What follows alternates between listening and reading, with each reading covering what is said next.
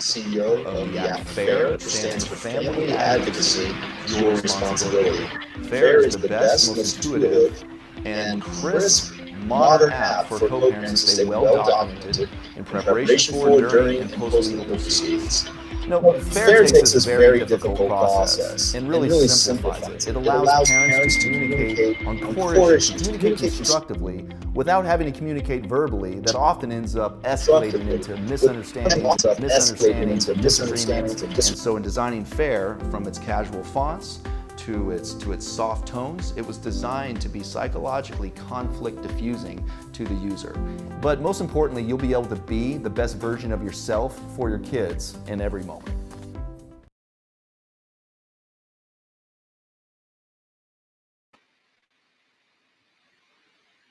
There we go. We're going to get everybody back over here. There we go. It's one. Bringing them in. 2, 3. One more. I got Susan in here. Another Susan to go. There we go. Yeah, we're here. Hi, everyone. I'm Michael Daniels. I am the founder and CEO of Fayr, and this is Co-Parenting Simplified, the Fayr way. I'm joined, obviously, today by my two co-hosts, Susan Guthrie, the founder of the Divorce and Beyond podcast, and Gabrielle Hartley, the author of the Better Part bestseller, A Radically Better Way to Separate. Isn't that right, Gab? Radically positive, yeah, we're good. Radically positive. I'll get it right one of these days. And we're really excited today to be joined by our special guest, Susan Eckstein. She has over 10,000. Susan, I can only hear you. Oh, Susan can't hear any. You can only hear me? Yes. Okay. Well, go ahead, Michael, and I'll tell Susan. Okay. So Susan Eckstein, she's got over 10,000 hours experience in coaching and in public speaking. We're really excited. She has 2 sons, so she understands the co-parenting space. But she's got certain perspectives that I think are really forward-thinking, empowering, especially for women. And it's a viewpoint that I definitely think should be shared. And so we're very excited to have you, Susan. So Susan, Michael and Gabrielle and I are all very excited to have you here today. Michael was just explaining your background as a coach, but you have a really interesting story as well as a parent and as a person who's been through the journey of divorce. You recently were on the Divorce and Beyond podcast, my podcast, and I loved your story so much. So I'm so happy you're joining us here today. So thank you for coming and taking the time. Oh, I'm really excited to have this conversation. Thank you. I'm excited to meet you. Yeah, Gabrielle and Michael, I know, are very excited to meet you. And I think the people who are watching the live today are also going to be really interested to hear your story. And I was thinking maybe to start out, it might be interesting for them to hear a little bit about your backstory. You have a very interesting and maybe a little different for some of the listeners, and maybe I think importantly, maybe not different for other listeners. So maybe you can tell us a little bit about, your journey. Sure. So 8 years ago, I had asked my husband for a divorce. Very simply, he's still a great man, but I fell out of love with him. He was a great dad, though, and I asked for a divorce. We had tried counseling, and after counseling didn't work, what we decided to do was get a divorce. And when we were discussing what it would look like after the divorce, he said to me, "I want the kids to stay with me." So at the time, we were living in his childhood home with his parents. It was a mother-daughter house. We lived on the first floor. His parents lived in the second floor. And when he said to me that he wanted to keep the kids with him and be the custodial parent, my heart sank, because I couldn't tell you at the time. I didn't know anybody who was a non-custodial mother. And I thought, if I agree to this, are my kids going to hate me? What are other people going to think about me? Am I going to be able to forgive myself? And eventually, after having more discussions about it, we jointly made the decision that this would be in the best interest for our kids, for them to stay with their dad and me to move out. So what is unique about our situation is that even though my kids live with their dad, we have 50-50 custody. I kept a key to the house. My kids were 7 and 9 years old when we divorced, so they were still young. I continued to greet them off the bus when after school, walk them into the house, I was still the homework parent for a very long time, and made them dinner, have them every other weekend. And it was an interesting journey going through this process because, as you said, it's a very, very unique situation. And I am a non-custodial mother. And anytime I share that, it's always raised eyebrows, and people immediately think, oh my God, what's wrong with her? She gave up her kids. And that's not what happened. So that's really my story to where I am today. I think, can you hear me? Can she hear me? No. No, I'll pass it on. Okay. So I think it's really interesting or important that you share like the shame that you experienced, because we all have, anyone experiencing divorce has their own shame story in different ways. And it's really easy to feel like you're the only one holding that shame. Yeah. So thank you so much for sharing that. Yeah. So Susan, I agree with what Gabrielle just said. She was saying that she thinks it's really important, sharing, and she used the specific word shame that you felt. And I know you do talk about that. And it's so important to, I think, everyone who might be listening, because everyone carries some sort of shame story forward through divorce. Yours, what I think is interesting, and I'm now adding on to what Gabrielle was saying, but I also think that yours, when you shared with me, was that you had an internal shame that really was difficult to deal with, but you also got a great deal of external shaming, specifically from other women. Other mommies, I call it mommy shaming. And I know it's a thing. But I do that. It's just to be able to talk about it and to share it publicly is a valuable thing. And I know you've been doing that quite broadly and are very brave to do it. But so first, thank you. But what brought you to wanting or being able to even face it and address it and talk about it publicly? Well, for years, I should say that when I made the decision, when my ex and I made the decision that my kids would live with him, the few people that I shared the decision with, including my family, they were like, why are you giving up your kids? So, after explaining that I wasn't, and I moved out, the few people that I started to tell afterwards, I got that same reaction with the what is wrong with you? And so what I ended up doing was I really retreated and stopped talking about it. Anytime I was in social situations, I avoided conversations about my children.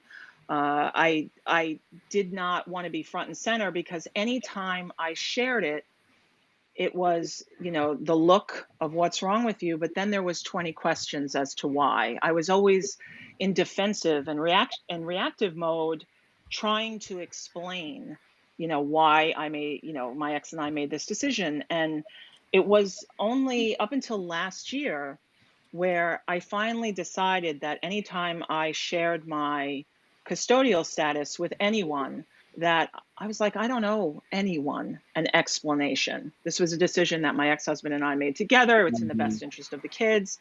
But the reason I wanted to start talking about it was because last year I finally made the decision. I was giving a talk in New York City where I was going to share my story, because I thought it was important to have someone start talking about it.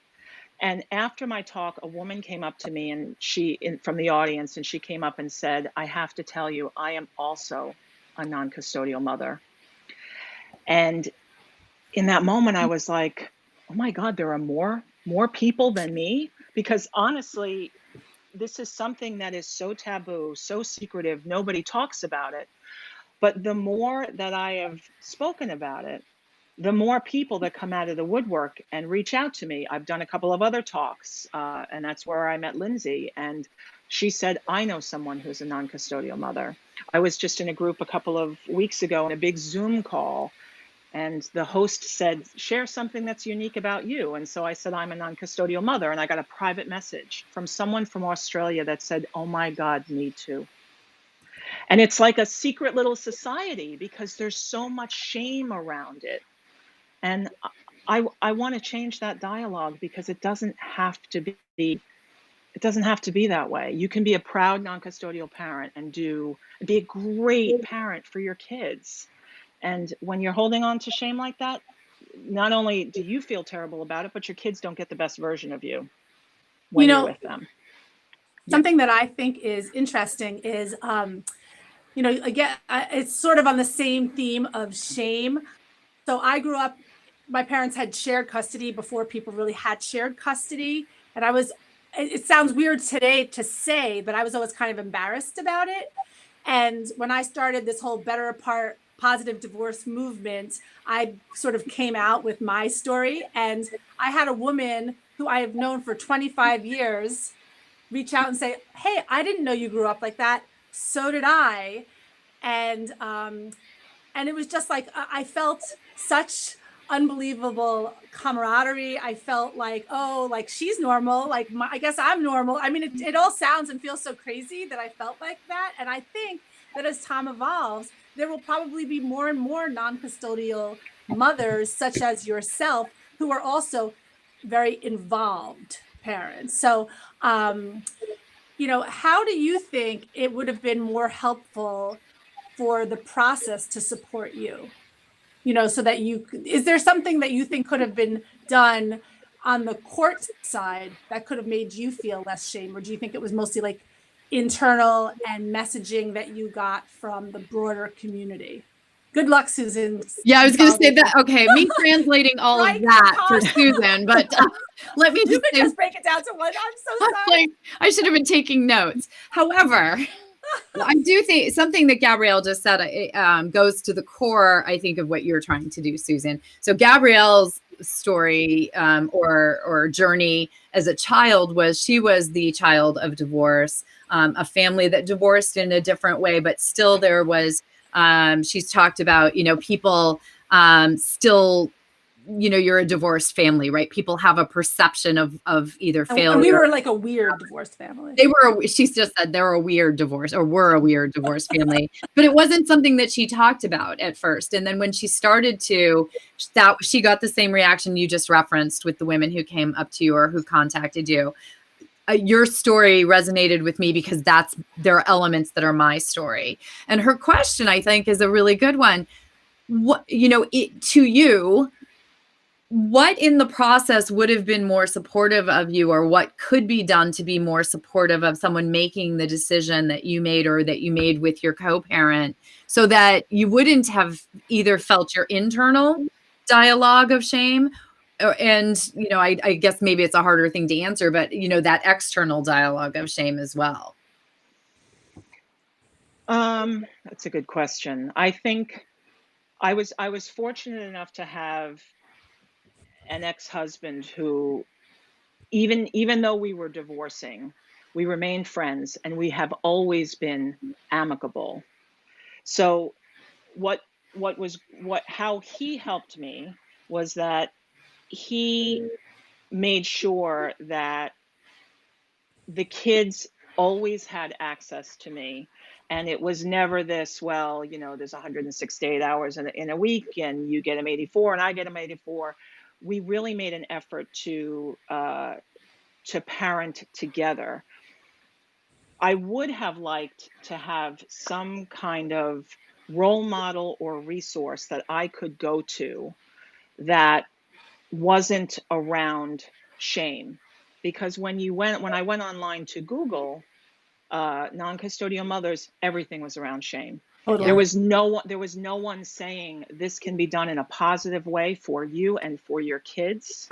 And this is how you empower yourself to be able to stand proudly and say, I'm a non-custodial mother and my kids are happy and I'm happy and I'm parenting from the best place possible.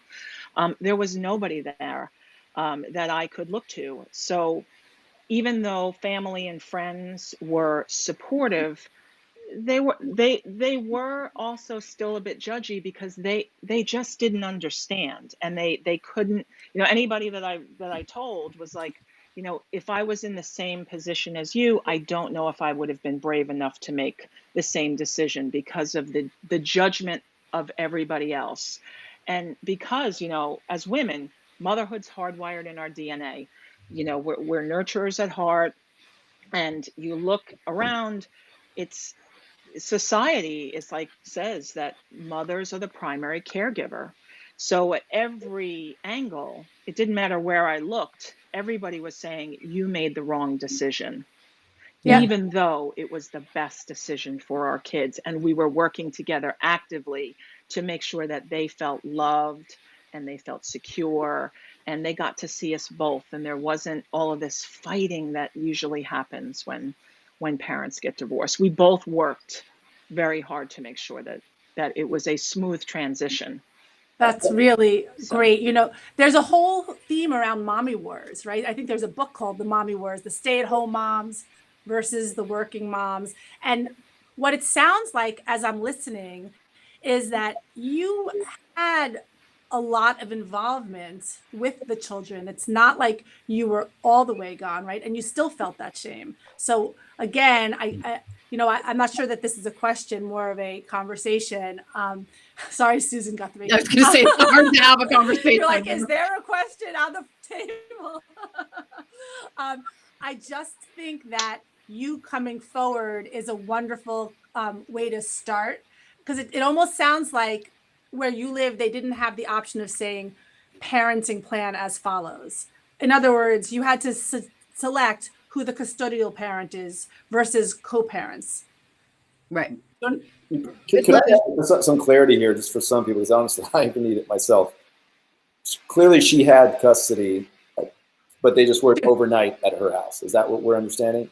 That's the... Yeah. So there, Susan, the question is coming up because, and I do think that to a certain degree, part of this, that there's a legal context here that may get layered into it. And I know, over my many years of practice, we used to talk about a custodial parent and a non-custodial parent, and we've veered way away from that in the current time. And now we have, shared parenting time to be defined as, and we never actually say custodial parent and non-custodial parent anymore. So Gabrielle was pointing out that maybe that wasn't an option of not defining your custodial roles as custodial and non-custodial in your jurisdiction. And Michael was saying for him, it was also, sort of a layered understanding of, did it have to be defined that way? I think what's interesting here, though, is it really doesn't matter what the legal definitions are. I mean, I think for you and your ex, there was a definition here as well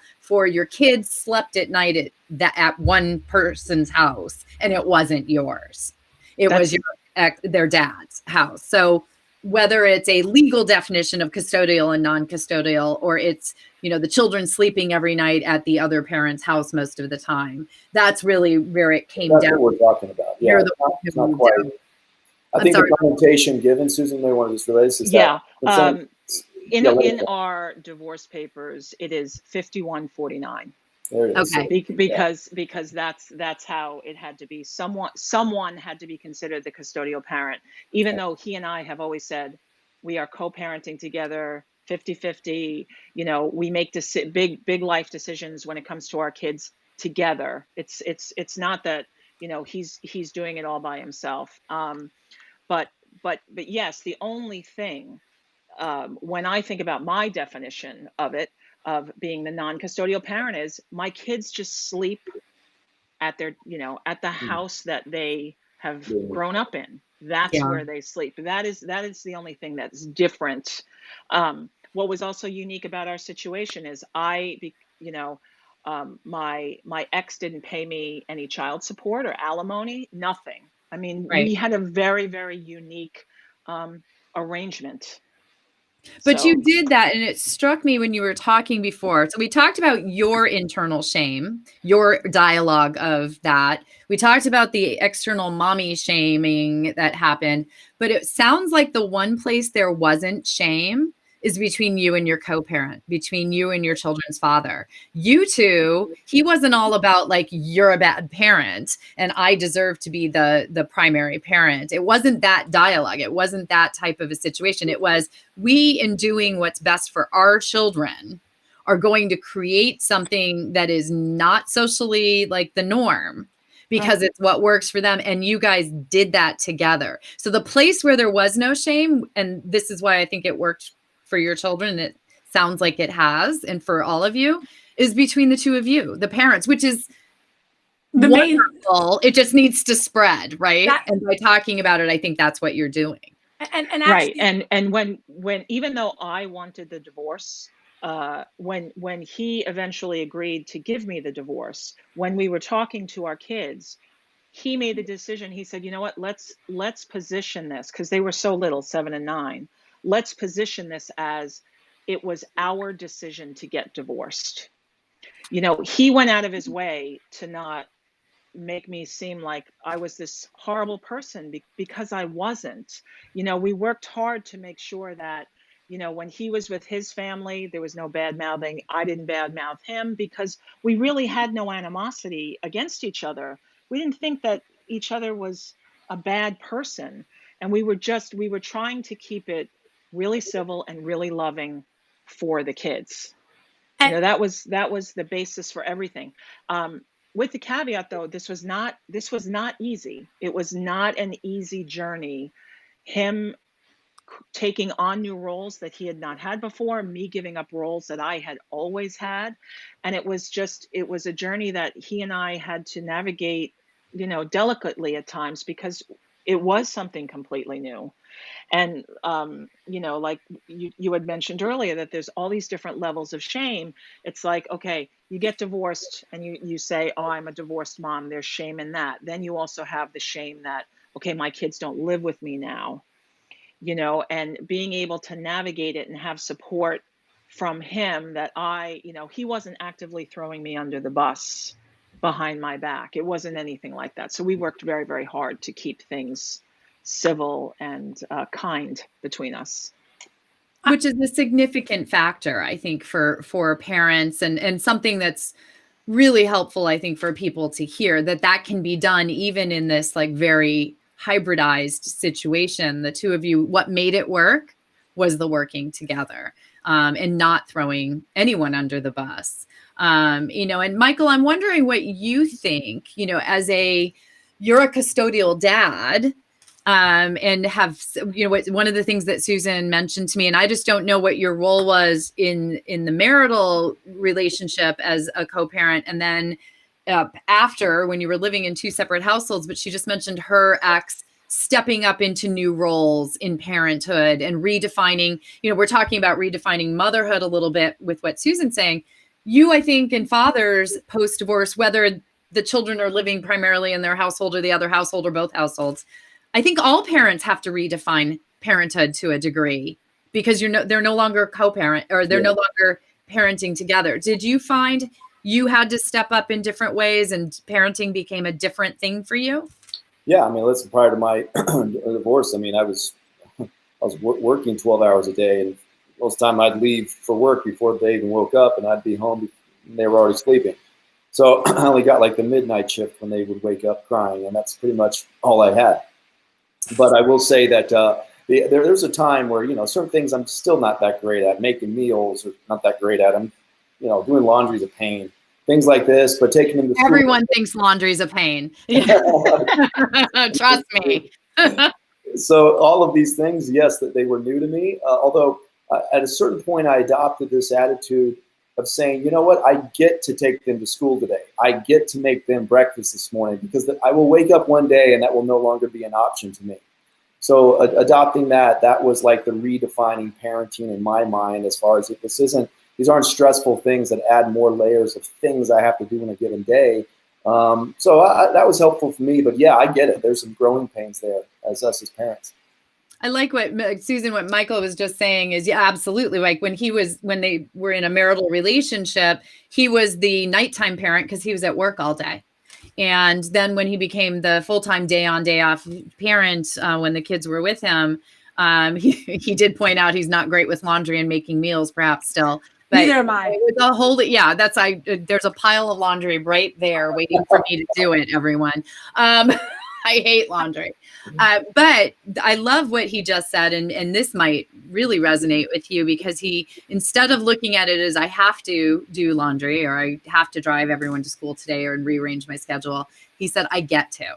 Totally. Thinking about, I get to. So, because I know you said in many ways you kept a lot of your roles, but you also, one of the things we talked about in the podcast, and this was really interesting. It reminds me of the porn conversation. Here we go, everybody. But Susan took on new roles. She became the parent who had the hard conversations with her sons as well. One of them was about, it was based on the book Boys and Sex, or Yes. Boys and Sex. And she had a conversation, she became the one who had those conversations with the kids as well. So, but you get to have those conversations with your boys. So there was a redefinition in certain ways for you as well in just different things you were going to be doing with your kids. Yeah. And just to say something about what Michael said about laundry. Who would have thought that I would miss doing their laundry? And it was funny because when I after I had left the home and I was going back into the house, I'd pick the kids up off the bus, we'd go down into the house, and I would go into the laundry room and there would just be a pile of laundry, and I would instinctively start doing their laundry. And after a couple weeks of me doing that, my ex-husband said, I need you to stop doing the laundry. And I was like, but I thought I was helping you. And he said, no. He said, that's not your role anymore. And I was devastated. Who would think that I would be devastated? I was just going to say, I don't know. I'd be like, thank you. But I was really sad. Like I wasn't getting them ready for school in the morning. I did miss the early morning rush of getting the kids ready for school. I missed that. And, when I was married, I would have thought, well, I would have wished that I would never have to deal with this again because it's always so chaotic getting them out of bed and everything. But I missed that. Yeah. But as you were just saying, though, I've had the opportunity over the years to identify new roles that I can play with them that I feel really, really strongly about. So, what you had just said, I had read the book, Peggy Orenstein's book, Boys and Sex. She also has a Girls and Sex that if you're the mother of a young girl, you need to read. And I just felt very strongly that I needed to be the one to have these difficult conversations because I want to talk to them about porn and sex and to, how to respect a woman and all of those things, relationships. I wanted to take the lead on that. And I know that, many moms might just take a step back and let their dads do that with their boys. But I didn't want to do that. I wanted to play that role. And we all have the opportunities to define that for ourselves and then go ahead and do those things. As the mother of 3 boys, I actually found it really important to read Girls and Sex, and I left that lying around. I thought the boys might pick it up just to get both perspectives, but I wasn't aware of Boys and Sex, so I'm going to order that as soon as we get off and definitely read that one as well.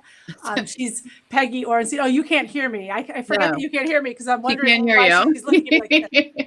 So Gabrielle is saying she read Girls and Sex, but she has 3 boys, and she thought it was important to read Girls and Sex, but she didn't read Boys and Sex, so now she's going to go get that. I wonder if she said she left it laying around the house, and I'm wondering if your boys ever did pick it up. And read the one called Girls and Sex. The one Girls and Sex. Yeah. I think. Yeah, they've never read it. Yeah. No, never read it. No. But the other thing, I just wanted to circle back. But we've had in-depth conversations. And it's funny because I often have these conversations in the car where they are a captive audience, where they can't shrink away because they are too embarrassed. And they've been great conversations, and I'm glad I've had the courage to educate myself and be forthcoming about these things and speak to them about it. Yeah, well, they're important conversations, and it's, it's good that they know they have someone they can then talk to about those difficult things, and that's what you set up. But Gab, I know you had something you wanted to say. Yeah, I just wanted to circle back to a few comments that you made before, Susan.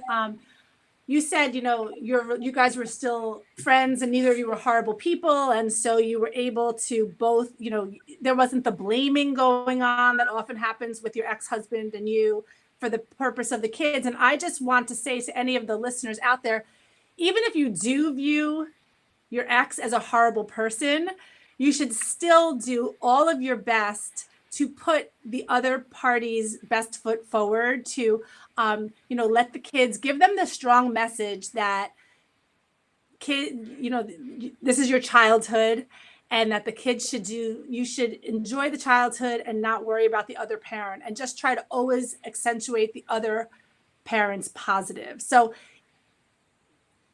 Susan, you can summarize that. Yeah, well, I think and I do think it bears repeating, as you say, Gabrielle.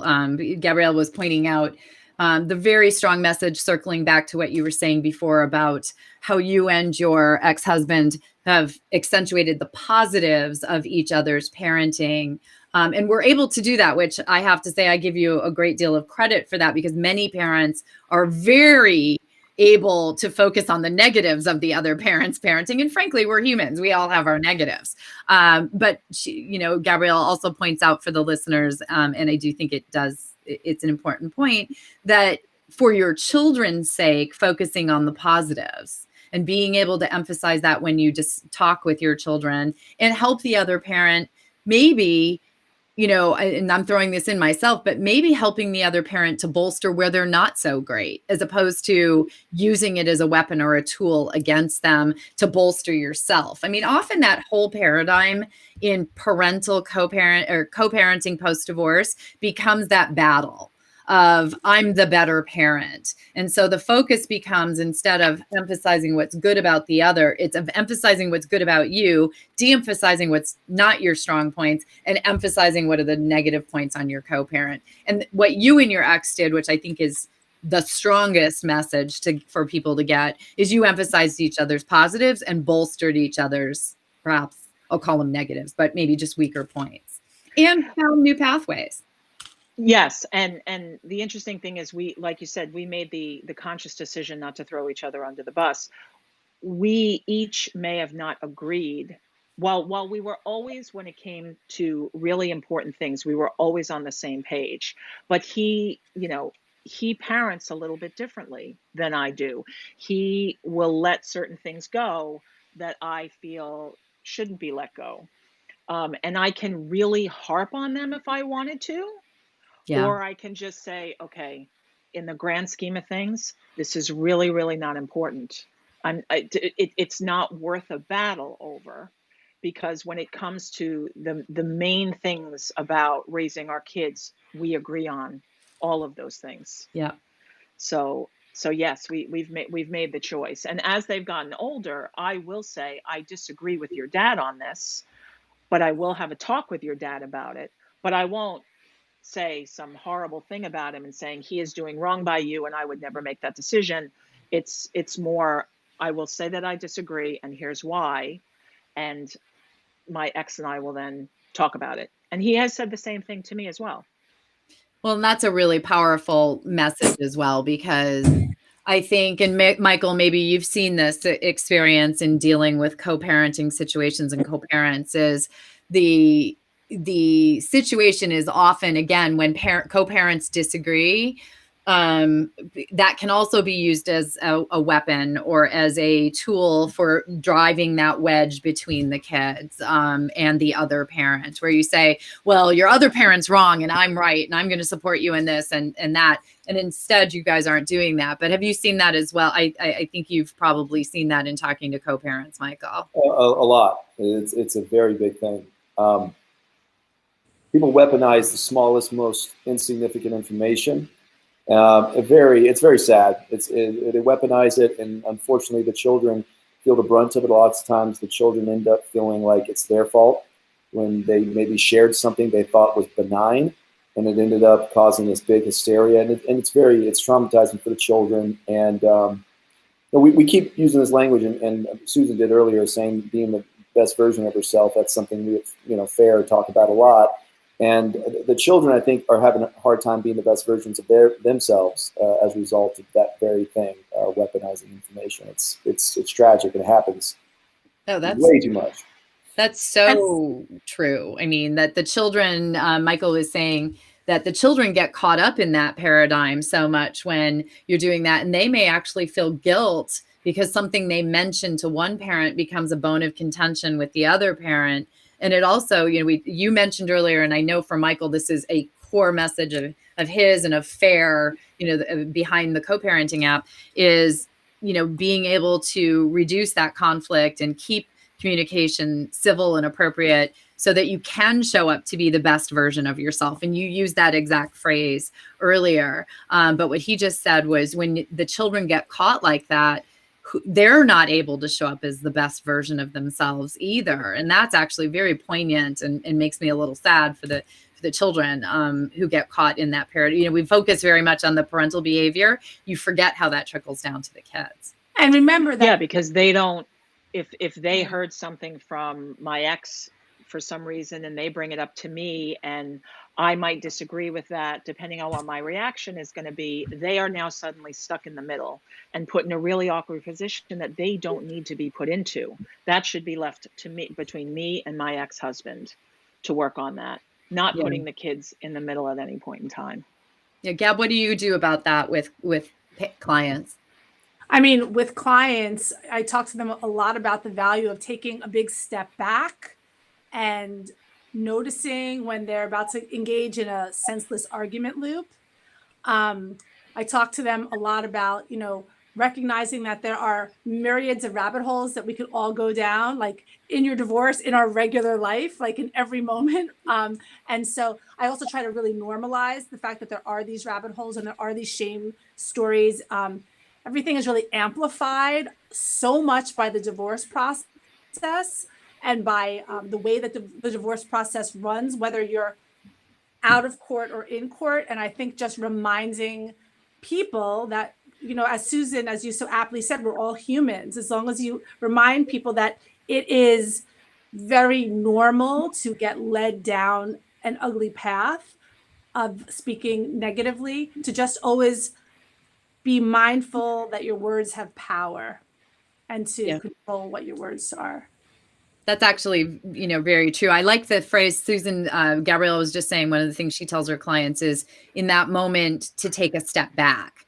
And, that those words alone, we were talking on another talk that I was doing about the power of the ability to step back and take a moment before reacting. And we forget to do that so often. And we can get so caught up in those co-parenting disputes or whatever we want to call them. That's actually one of the reasons why I advise clients to consider using a co-parenting app or some sort of communication tool that gives them that distance, because it builds in that step back. When you're talking face to face with someone and your first urge is to blurt out your initial reaction, which is usually not the best one in the heat of the moment, I like that ability to type something out, take a look at it and go, and delete it, or, pause for a moment. So, and I know, Michael, that's one of your, one of the main precepts for Fayr, one of them. I mean, there's so many different things they do.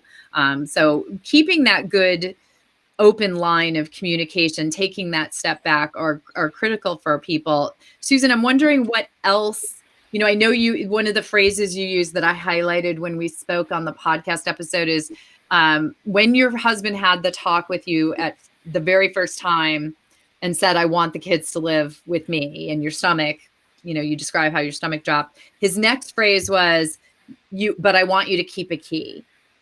And that helped you to make that leap to making that decision. And I think that, that was a big step on his part.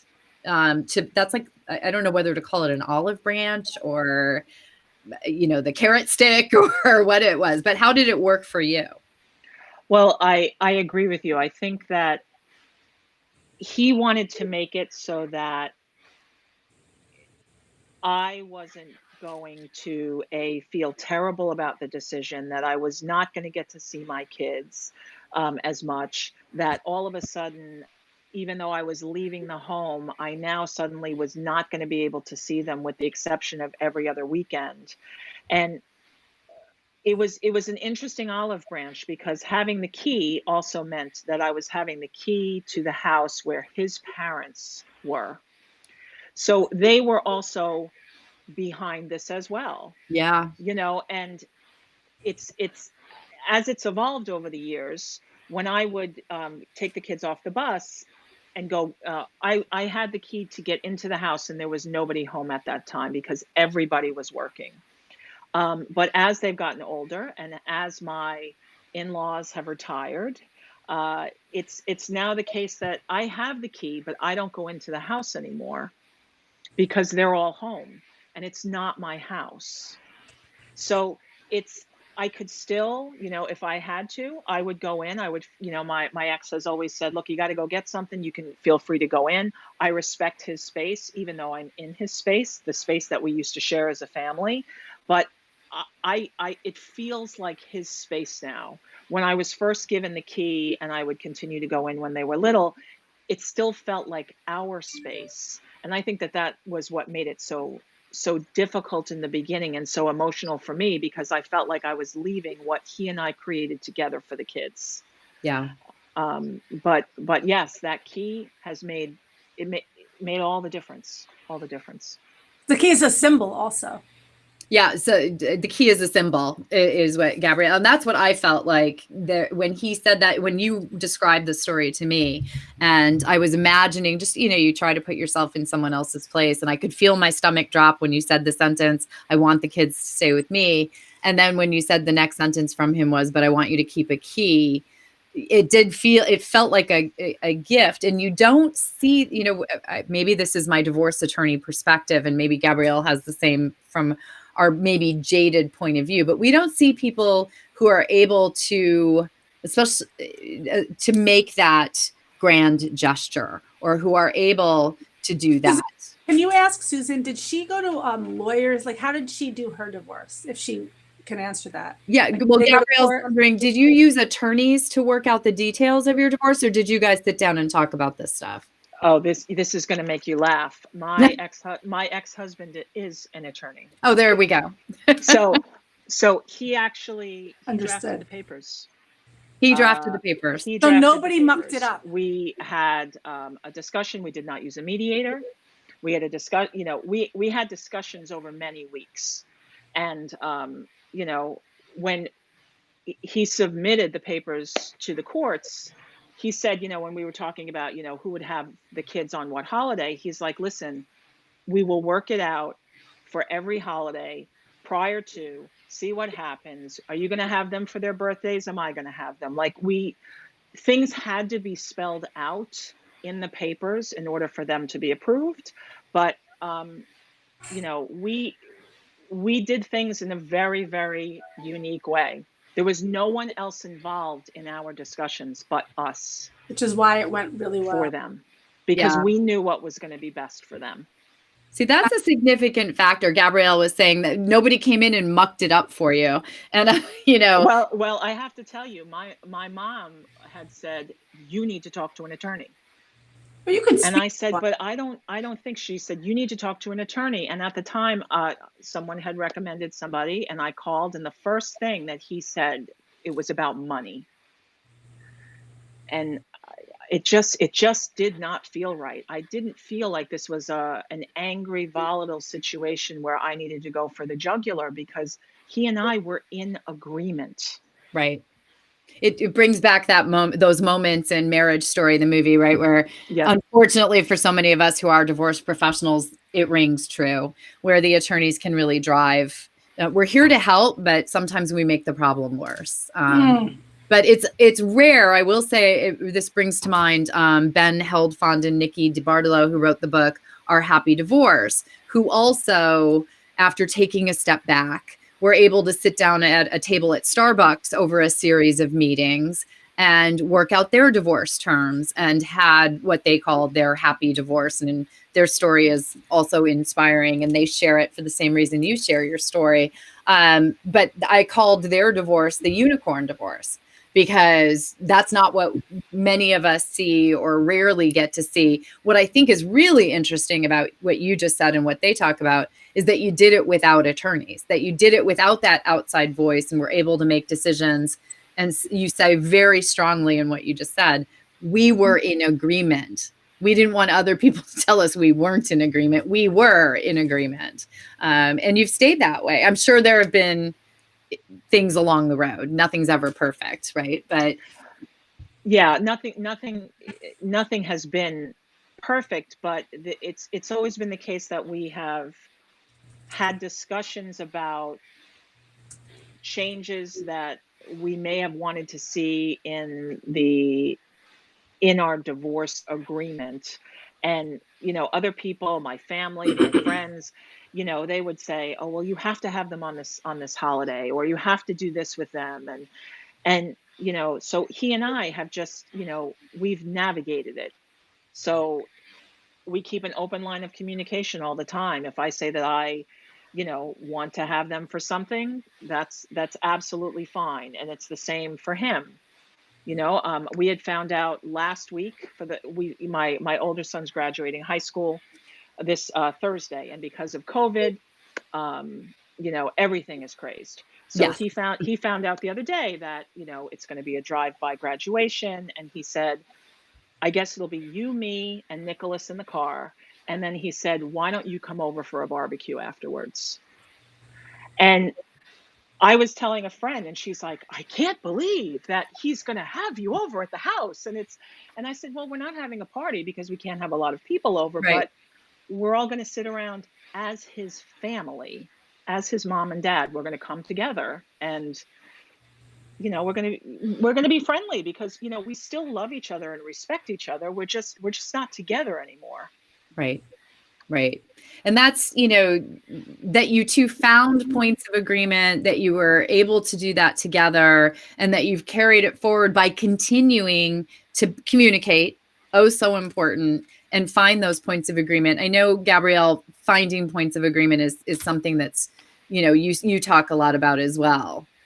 Yeah. I mean, the thing is, my book was endorsed by Gwyneth Paltrow. So a lot of times people will say, well, we're not Gwyneth and Chris, so can we be better apart? Can we have an amicable situation? And, I would say, in listening to you, Susan, you sound like you're extra lucky. It was very amicable, but I just want to be the voice to say that even if your situation is a little bit more high conflict than Susan sounds to have been, you can still find points of agreement. And just because you may need some legal intervention on some pieces does not mean that you need to go to trial, that you need to have hearings. There are ways to sit down together. You may need a neutral third party. You may need a mediator to be present.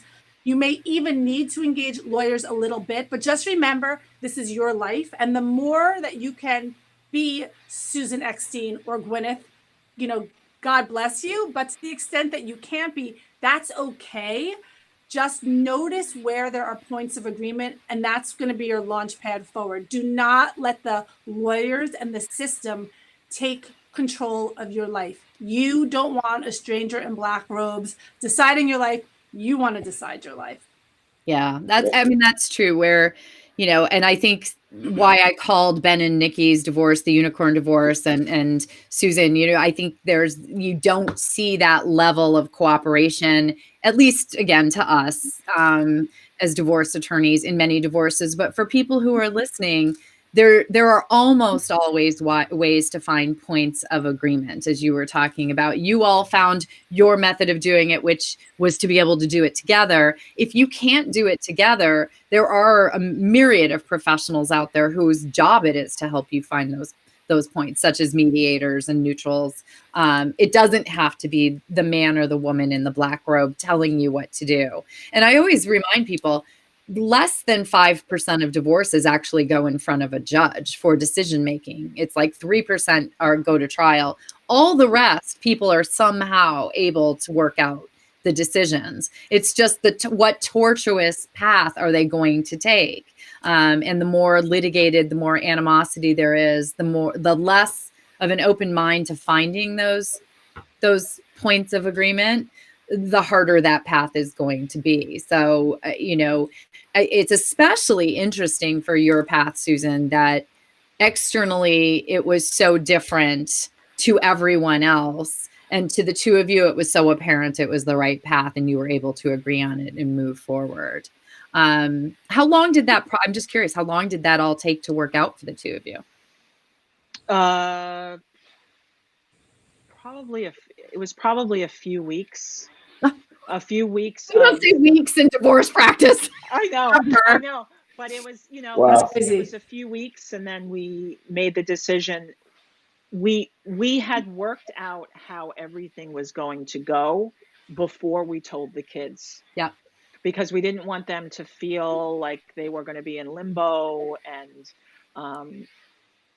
but we worked out because I guess it moved quickly because we both saw it as in the best interest for the kids. And what you said earlier, externally, everybody around me couldn't understand. And had I listened to all those people, I probably would have gotten a divorce attorney involved. It probably would have been a completely different thing. It could have lasted a really, really long time. And there was really no need to, and I think what really helped us was that we were amicable, and it was always, even though it was really, really uncomfortable and emotional for both of us, and it was not easy. I don't want to paint a picture like this was like la-di-da, we're getting divorced, this is easy. It was not like that at all. Yeah, I wouldn't imagine. Right, but it was taking the time to ask, what do you want? What do you want? And how can we make it work where the kids are getting the best of both of us? Wow. Where the kids are getting the best of both of us. And, well, first off, I have to say weeks. Like, Michael, what does weeks make you think of? I saw your face when Susan said weeks. In a couple of weeks. Yeah. You still have that look on your face. Oh, man. You have no idea. It's been a decade almost. I mean, that's a solid 2 years before settlement for me. Long time. And then endless motions afterwards. And I mean, the thing is that, this word custodial, I keep thinking about it, and like, we don't use that anymore, at least in Florida. I mean, we're 50-50 technically. Because I live much, much closer to the school, I have historically gotten more than 50-50, but I'm not really worried about it. But I think the word custodial does have such a negative connotation. And I think that word needs to be weeded out, because clearly Susan is a mother who was very present at 49 point whatever percent.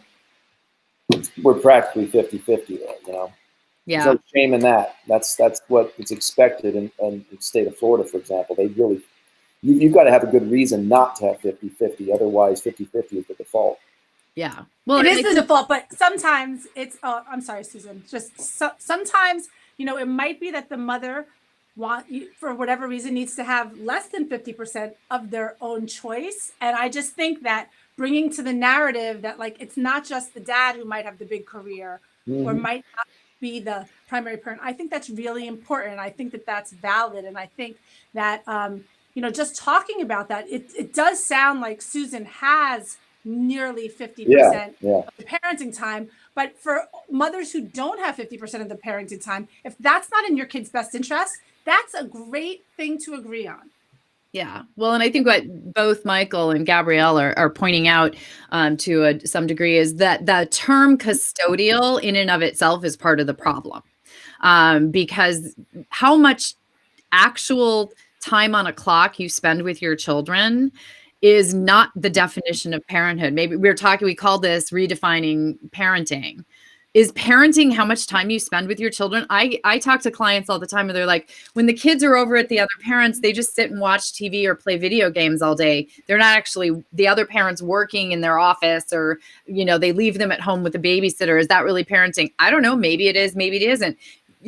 But that's not how, you know, time is not necessarily the definition of parenting.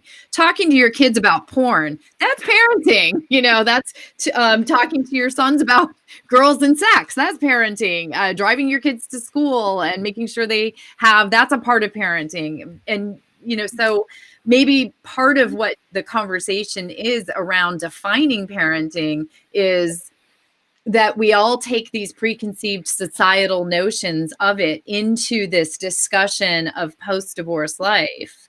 And as we redefine our family through divorce, and when we try to take the, you know, the square peg in the round hole, and it doesn't fit, that's when people, you know, try to force it, as opposed to doing what I think you and your ex did, Susan, which is you made 2 round pegs to go into 2 round holes, and you made that work, or a square peg in a square hole and a round hole, you know. And maybe that's the place to start. The other thing that I just thought of while you were all talking, and you know, Michael with 2 years of litigation before getting to an agreement, Susan with a couple of weeks. Still hard to imagine, is that maybe there's something for people to understand, that when you get caught in the cycle of litigation and you get caught in that one-upsmanship and trying to win and having the other person lose, unfortunately, that is a process that feeds on itself. So that you then, if you spend 2 years arguing over how to solve your divorce or resolve it, trust me, you're going to spend the next several years continuing that argument, because all you've done is created an argument over and over and over again that will perpetuate. What you all created was a cycle of agreement, a cycle of the fact that you asked each other, what do you want, as opposed to what I normally hear is, I want this, with no consideration of what might incentivize the other party. That's, I mean, that has to be a key to what was your success. From a third party observer, what do you want? I've seen it work in mediation so powerfully. And nobody asks it. And also, what do you want? Yeah, and anytime we would sit down at the kitchen table when the kids were asleep, and we'd start to get into the nuts and bolts of what this would look like, it was, by all means, it was an uncomfortable conversation, but it was, I think we should do this. Is this okay to you? Yeah. You know, and just fully knowing that we were going to have an infrastructure put together in the divorce papers, but know that on some level it was fluid, and that we would work together to make sure that, you know, it wasn't like I said before, you know, you get the kids for 84 hours a week. That's what it looks like. Not a minute more. It's not like that's that. My time. That's my time with the kids. Right. I always tell people, you do not have back. to beat your ex over the head with the agreement, right? You do not have to like follow it. You can throw it in a drawer and never look at it again. So Gab, what was it that you were? Well, people, you know, they want their 3 hours back. Oh, yeah. Yes. I gave you 2 hours so the kids could go to your mom's birthday party. When am I getting my 2 hours back? You know, that's the unfortunate, outdated, you know, thinking, or, you know, it just doesn't really help anyone. It just creates that conflict. So we're right on the 1 hour. And Susan, despite the interesting technical difficulties here, this was, I think, a wonderful conversation, and really a different nuance to it. I've learned even more about your path and your journey than I did in our first conversation on the podcast. So thank you so much for joining us. You know, the definition of parenting, whether it be motherhood, fatherhood, co-parenting, you know, the value is in realizing that really the definition gets to be set by you, not by anybody else, by you and your ex, and showing up what will work best so that you can your entire family can show up as their best selves. I love it. Thank you. Thank you, Susan. Thank you so much for having me. This is great. Yeah, wonderful. Thank you. Thank you, everyone. Thank you.